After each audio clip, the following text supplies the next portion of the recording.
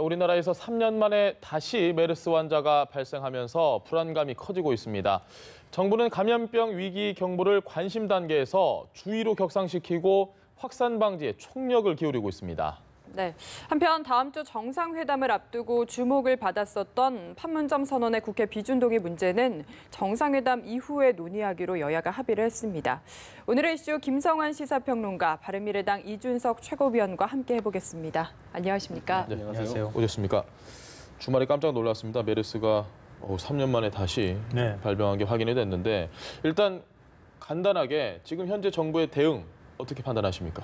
아쉬운 점은 좀 있지만 비교적 잘하는 것 같다 이렇게 생각을 합니다.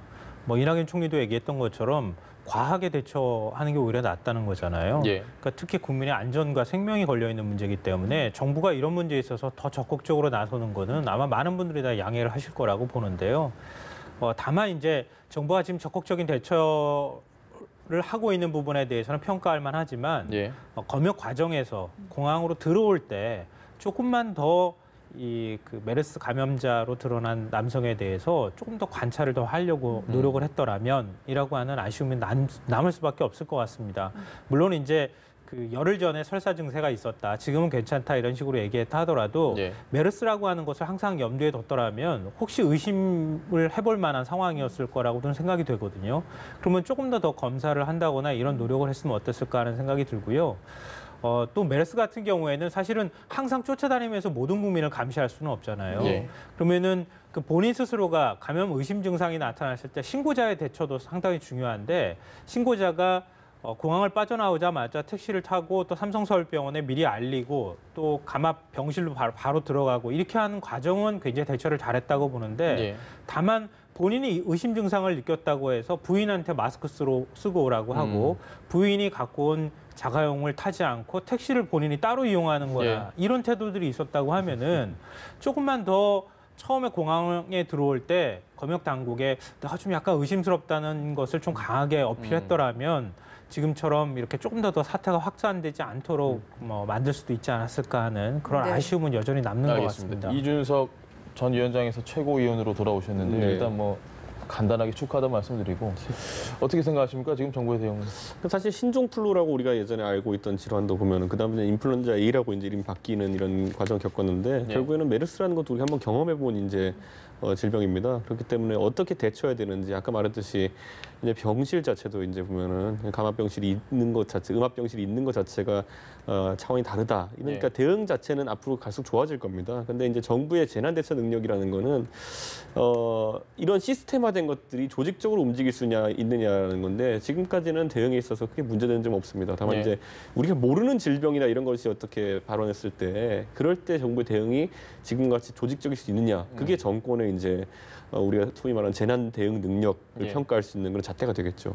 알겠습니다. 이 검역 시스템에 구멍이 뚫린 거 아니냐, 이 지적에 대해서는 어떻게 보시나요? 저도 해외 출국하다 보면 그 들어올 때 꼭 거쳐가야 되는 지점이 있지 않습니까? 보면 비행기에 내려가지고 세관 가기도 전에 출입국 심사하기도 전에 공항 통로에서 이제 열화상 카메라로 이제 지켜보게 돼 있는데 그분들이 실제로 굉장히 세심하게 지켜봅니다. 예를 들어 중국이나 이런 국가를 여행한 그 비행기가 내리게 되면은. 그런데 왜 이번에 이런 의증이 있는 환자에 대해 가지고 미리 대처하지 못했는지는 좀 더 이제 파봐야겠지만은 글쎄요, 저는 그 뭐랄까 검역이나 이런 부분 같은 경우에는 물 셀 틈이 있으면 안 되는 거거든요. 보면 원래 물 셀 틈이 있어가지고 한 명이 어쨌든 전염병 의증 환자가 들어오게 되면은 그게 확산될 수 있는 것이기 때문에 이번 어떻게 방역 체계를 강화할지에 대해 가지고 뭐 좀 살펴봐야 될 것 같습니다. 지금 20명 넘게 자택에 격리 조치가 돼 있는데요.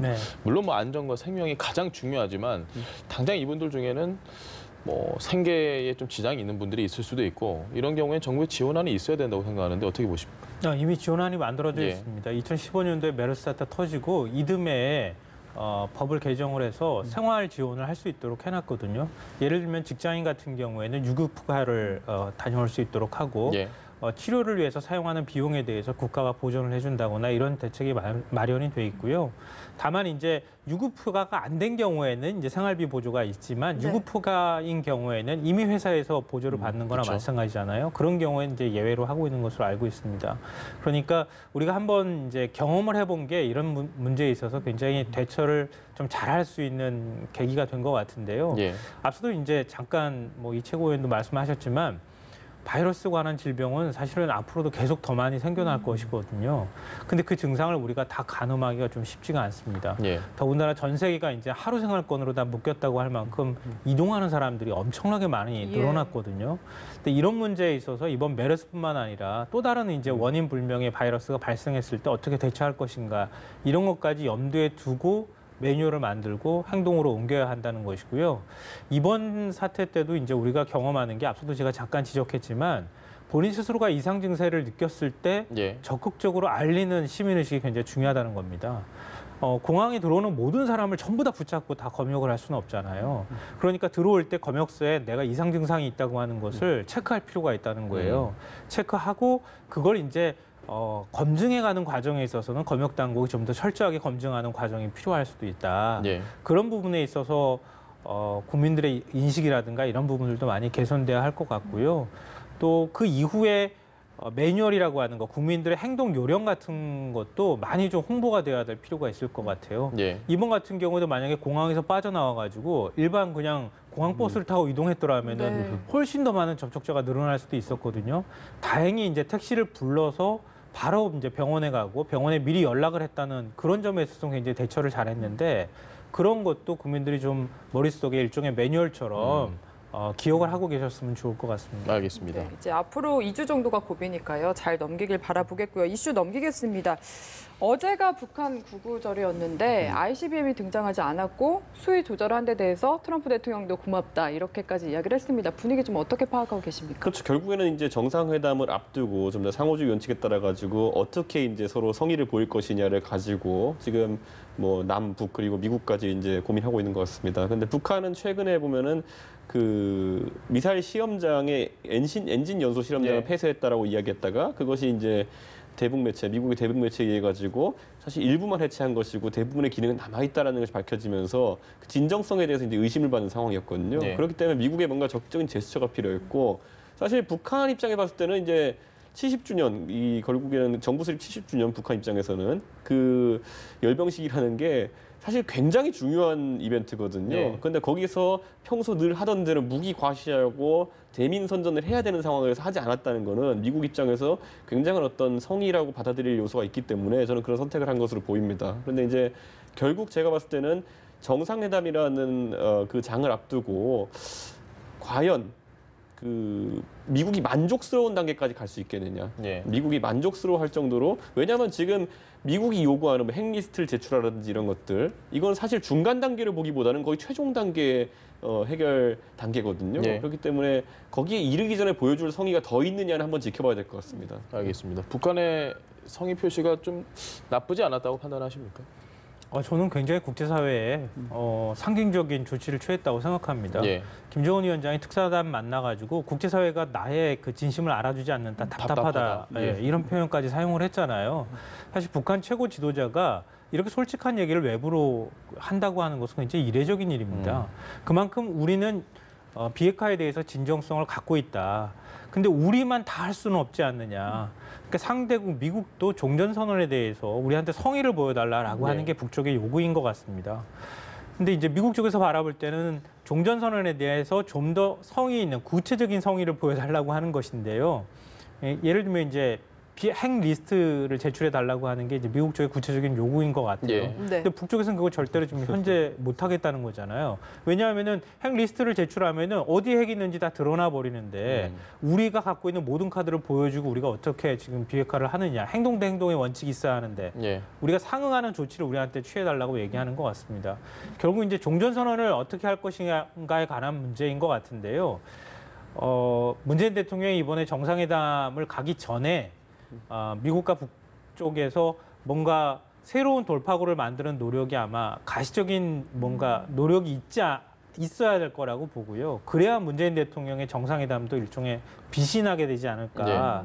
그런 물밑 대화가 지금 한창 이루어지고 있지 않을까 하는 생각이 듭니다. 그런데 이제 제가 봤을 때는 김정은 입장도 참 난감했던 것 같은 것이 본인들 입장에서는 우선 그 핵실험장 풍계리 같은 경우에는 뭐 무너져서 못 쓰는 건지 아니면 이제 무너뜨려서 못 쓰는 건지 모르겠지만은 못 쓰게 되었고, 그다음에 이제 그 미사일 시험장 같은 경우에는 일부 시설의 폐쇄를 이제 감행했는데 불구하고 우리 원래 이런 거 있지 않습니까? 방송 나가면은 패널도 자기가 알고 있는 재밌는 얘기 전부 다 하루 만에 다 털어버리면은 그다음에 섭외가 안 들어옵니다. 그렇기 때문에 조금씩 이렇게 김정은도 단계를 밟아가면서 하려고 했는데 미국 쪽에서 이제 대북 매체라는 것을 이용해가지고 그것을 만족하지 못한다는 메시지를 보냈기 때문에 지금 아마 고민이 많을 겁니다. 왜냐하면 사실 외교 전술을 쓰는 입장에서 봤을 때 살라미 전술이라는 것이 나름 유효한 전략인데 그 가능성 자체를 차단해버리고 이 시간표 자체를 빠르게 가져가자는 미국의 의중을 이뤘기 때문에 저는 의외로 그래서 아까 김성환 선생님 말한 것처럼 결국에는 정상회담 전에 어떤 성의 있는 조치들이 나올 수도 있다라는 분석을 좀 해보게 됩니다. 저는. 알겠습니다. 네, 어쨌든 이제 남북 정상회담이 잘 치러져야 할 텐데 청와대에서도 국회에서 좀 힘을 보태줬으면 좋겠다. 비준동의 처리해달라라고 했는데 결국에는 정상회담 이후로 미뤄졌거든요. 지금 상황 어떻게 보십니까? 뭐 민주당 입장에서는 불가피한 동의라고밖에 볼 수가 없을 것 같아요. 원래는 이제 비준동의안에 대해서 일부 적극적 의사가 좀 나오기도 했었잖아요. 예를 들면 바른미래당의 손학규 대표 같은 경우에는 비준동의안 적극적으로 뭐 같이 해야 된다 이런 식의 얘기까지 했기 때문에 나름 이제 기대를 했던 것 같은데 지금 정부에서 청와대에서 비준동의안 제출한다고 하니까 좀 말이 다 전부 다 좀 바뀌고 있는 상황이에요. 자유한국당도 지금은 안 된다 이렇게 얘기하고 바른미래당도 지금 안 된다고 하는 상황이기 때문에 이 상황에서 지금 만약에 비준동의안을 제출하고 그걸 강제로 국회에서 통과시키려고 한다 그러면 오히려 이제 정상회담을 앞두고 있는 상황에서 굉장히 국내 정치에 회오리가 불 가능성이 있거든요.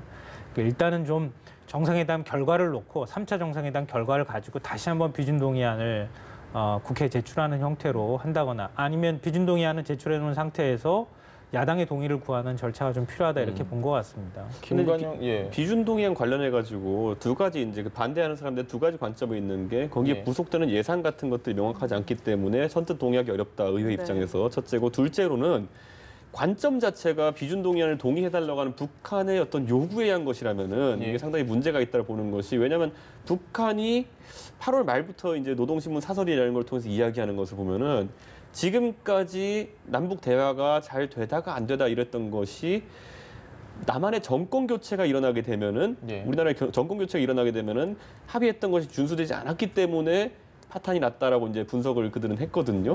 주장을 하는 거죠. 그런데 뒤집어 놓고 보면요.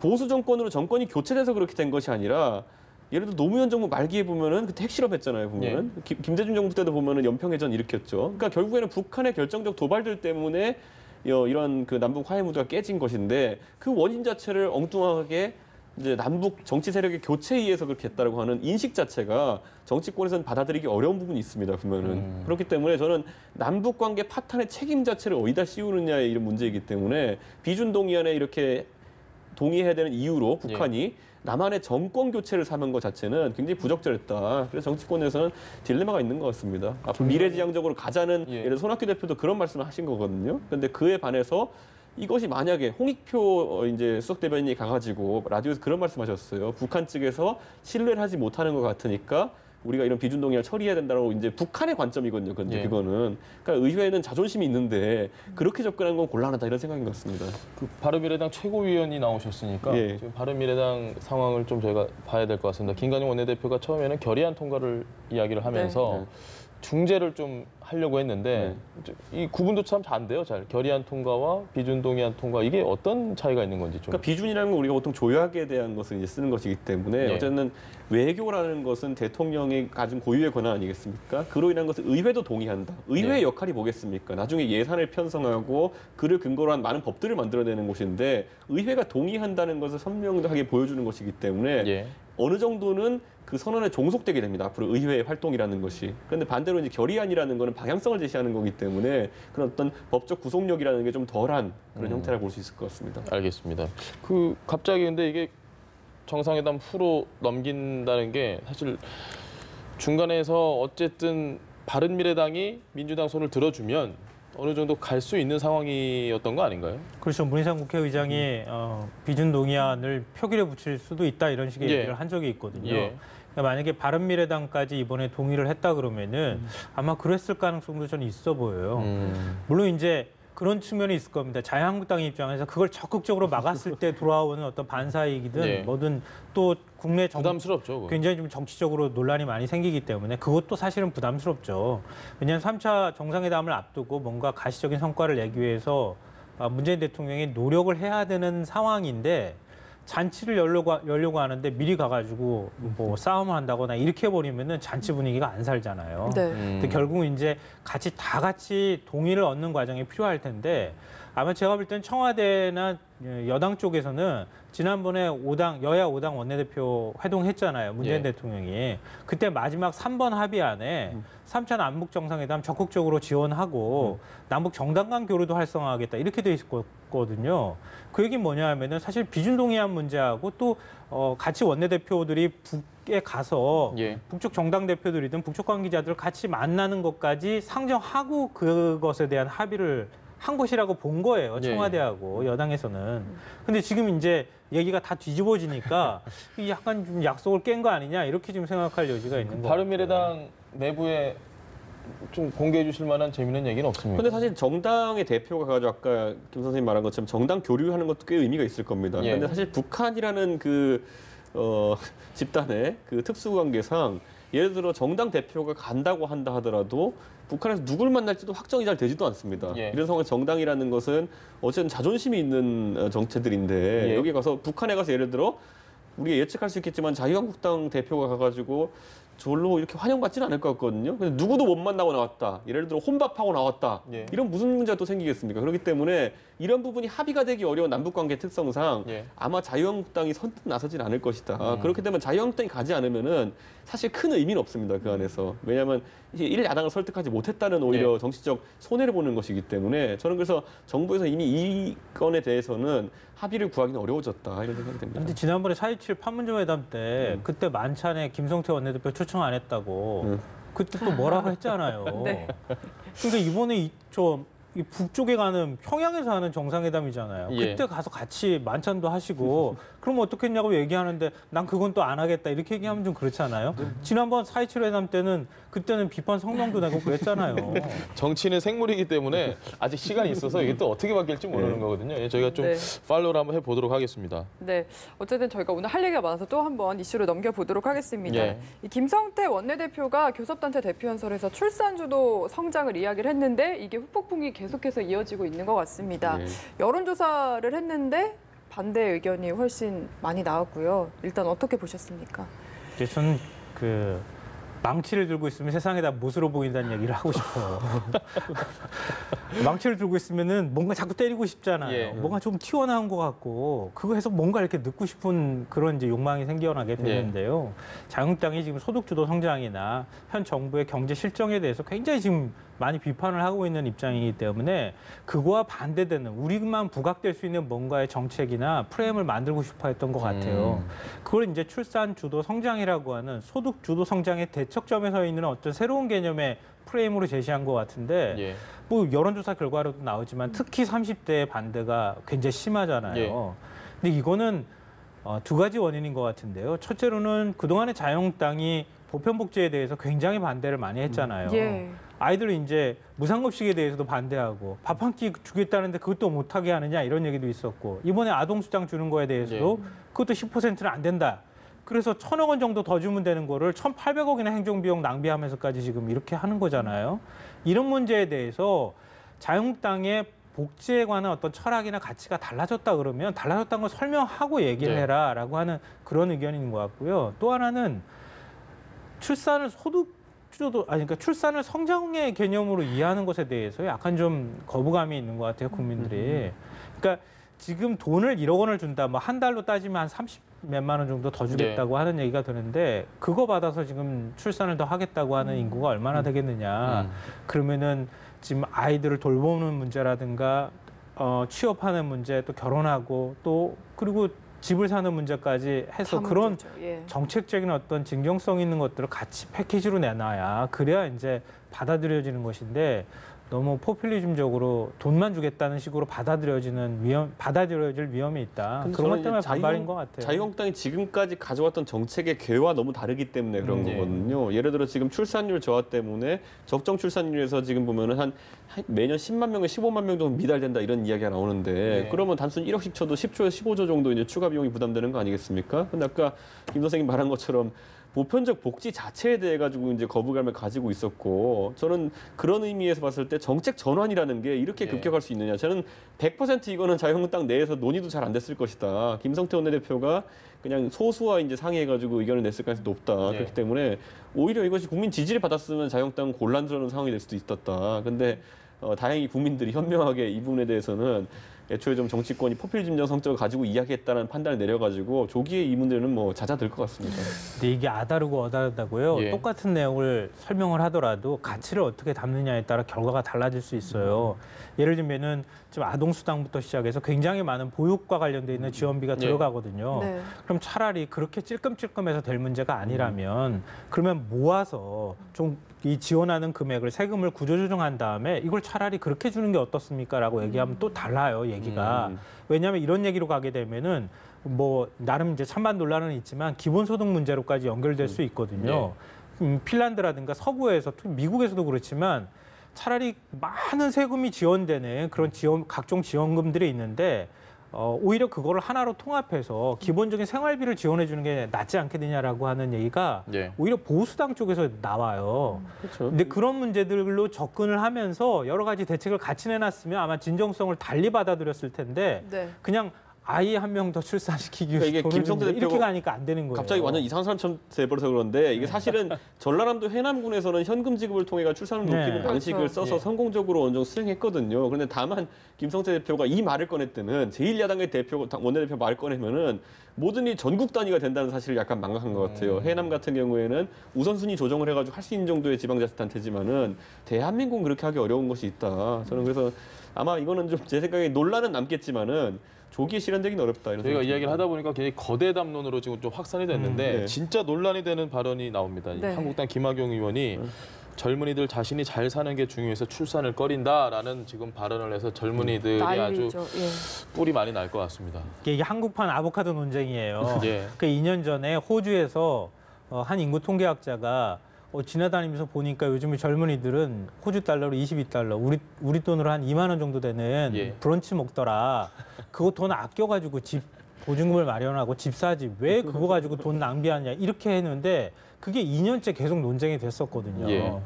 근데 그거하고 마찬가지예요. 그때 호주 젊은 층이 그랬어요.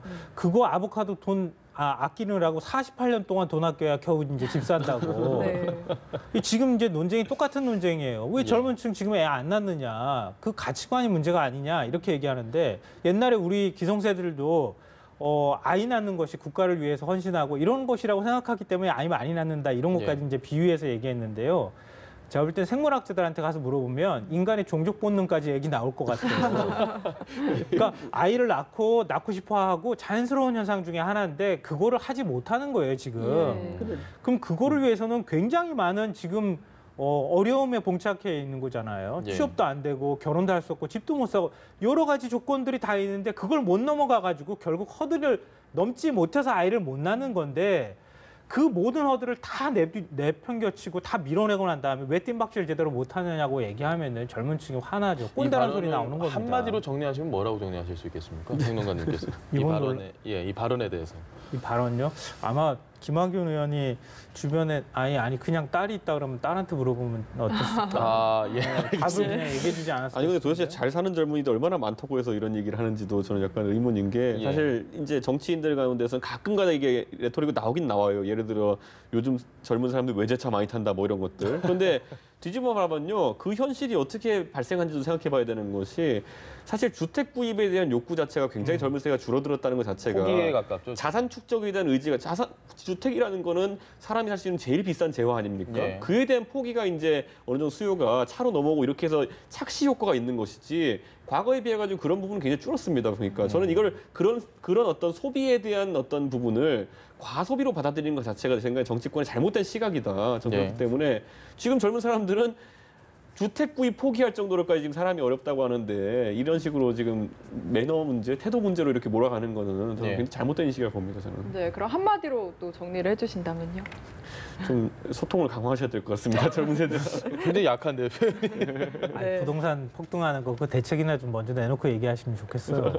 알겠습니다. 먼저 하시지 말고. 두 분 이야기 여기까지 들어보겠습니다. 김성환 시사평론가, 바른미래당 이준석 최고위원과 함께했습니다. 잘 들었습니다. 네, 고맙습니다.